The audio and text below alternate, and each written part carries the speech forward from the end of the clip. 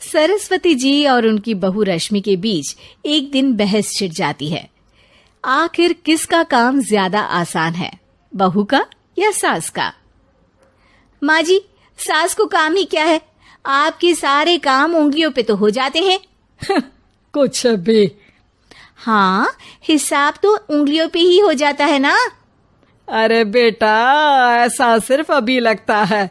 जो मुझे करना पड़ता है ना, वो तुझे करना पड़े तो समझ आएगा कि असली काम का पहाड़ कैसा होता है। ठेले बराबर वजन भी नहीं है आपके काम में, और बात पहाड़ों के वजन की कर रही हैं आप। तू ऐसा करती ही क्या है घर में बेटा, ये तो बता मुझे। मैं थोड़ी ना कुछ करती हूँ, सब जादू से हो रहा है इस घर में। अरे एक दिन मेरा काम करोगी तो समझ आएगा। Okay okay, shut up. कल से मैं घर के काम करूंगी और तू मेरी जगह हर चीज का हिसाब रखना, ठीक है? ठीक है, ये भी कर लेते हैं।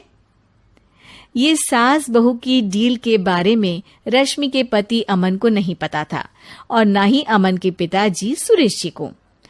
पर गेहूं के साथ साथ जैसे घुन भी पिस जाता है, ये दोनों भी पिसने वाले थे। सुबह अमन उठकर रेडी होता है ऑफिस जाने के लिए, तो पता है उसके कपड़े नहीं निकले हुए हैं। अरे रश्मि, तुमने मेरे कपड़े नहीं निकाले? अपनी माँ से पूछो ना, उन्हीं का काम है ये। अमन अपनी माँ के पास जाता है। अब मेरे कपड़े आज आप देने वाले हो क्या माँ?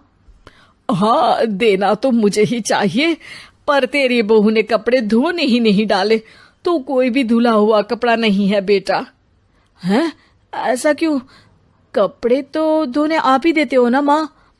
अरे बहू ने तुझे बताया नहीं, अब हम अदल बदल गए हैं। मैं अब बहू और तेरी बीवी सास। अमन परेशान हो गया। वो बिना इस्त्री के कपड़े पहनकर ऑफिस चला गया। सरस्वती जी अपने घुटने के दर्द के कारण झुककर घर साफ नहीं कर पा रही थी और ना ही खाना बनाना याद रख पाई। उधर रश्मि पहले ही दिन घर की चाबी घुमा चुकी थी और 300 रुपए का हिसाब अलग नहीं मिल रहा था। पर दोनों का ही घमंड कैलाश पर्वत से भी बड़ा था और दोनों ही खेमे एक दूसरे की बात मानने को बिल्कुल तैयार नहीं थे। शाम को जब सुरेश जी और अमन खाना खाने बैठते हैं तो सरस्वती जी उनके सामने गाजर और पपीते लाकर रख देती हैं। अरे माँ, ये क्या है? ख्याली पुलाव के साथ सलाद। माँ जी खाना बनाना भूल गई लगता है।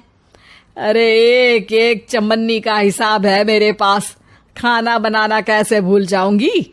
ये तो मैंने पढ़ा था कि फल फ्रूट खाने से सेहत अच्छी रहती है, इसीलिए ये ले, एक फल खा ले। रात को सुरेश जी और अमन अपनी मीटिंग बिठाते हैं अकेले में। बाबूजी, इनकी लड़ाई के कारण ना हमें ठीक से खाना मिल रहा है, उल्टा घर के सारे काम रुक गए हैं। हाँ बेटा, 2 भैंसों की लड़ाई में बेचारे खेत के पौधों का भी नुकसान हो रहा है। पर पापा, क्या बताऊं आपको, मैंने माँ को इस महीने की 2 तारीख को बिजली के बिल के पैसे दिए थे। आज बिल भरने के लिए मांगने गया तो पता चला कि रश्मि उन पैसों से गैस सिलेंडर ले आई। अच्छा, तो सिलेंडर के पैसों का क्या हुआ? अब सिलेंडर के तो कोई पैसे नहीं थे बाबूजी, हमारे घर पर गैस की पाइपलाइन लगी है ना। बेटा, इन दोनों का कुछ करना पड़ेगा, नहीं तो अपने घमंड के चक्कर में पूरा घर बर्बाद कर डालेंगी ये दोनों। अमन और सुरेश जी काफी सोच विचार के बाद एक निष्कर्ष पर पहुंचते हैं। रात ही को दोनों अपनी पत्नियों की अलमारी से नई साड़ी निकालते हैं और सुबह जब रश्मि और सरस्वती जी उठते हैं तो देखते हैं कि दोनों पति साड़ी पहनकर चढ़ाव पर सब्जियां काट रहे हैं। अरे ये सब क्या हो रहा है? क्या हो रहा है मतलब? आप दोनों अदल बदल हो सकते हो तो हम क्यों नहीं? अरे क्या मतलब?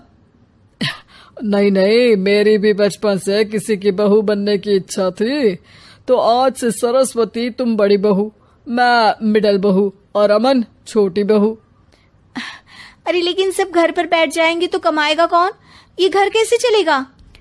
अब वो तो भैया या बाकी लोग जाने, अब हमने भी अदल बदल कर ही लिया है तो कुछ नहीं हो सकता।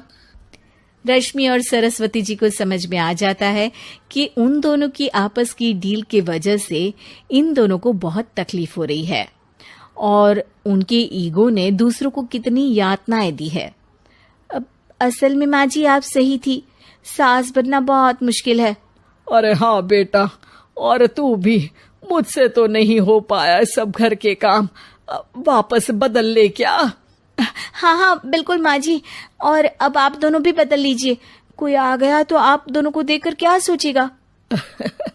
अच्छा है, आप दोनों के समझ में ये बात तो आई, मैं फटाक से कपड़े बदल लेता हूँ। अरे रुक जा बेटा, एक फोटो ले लेती हूँ तेरी, मेरी बेटी होती तो तेरे जैसी ही दिखती साड़ी में। और मेरा फोटो नहीं लोगी?